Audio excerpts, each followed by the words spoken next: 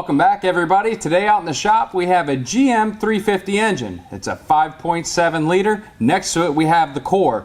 Now today Elena's going to tell you about how we can turn this into this.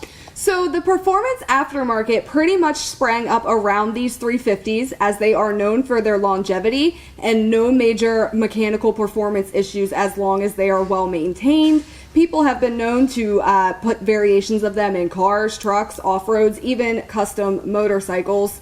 In fact, they are ever popular in the hot rod community as well. Production for these began in the Camaros in the 60s and ran all the way to 2002 when the LS platform pretty much took everything over. Hashtag LS swap the world. They were used in almost every GM division. Now, we are currently able to offer these right now at a special price in 2-bolt and 4-bolt main options. Now, if you notice, the one we're advertising today has the valve covers, the timing cover, and the oil pan already installed. You're going to want to make sure you talk to your drivetrain genius to make sure your application comes or does not come with those.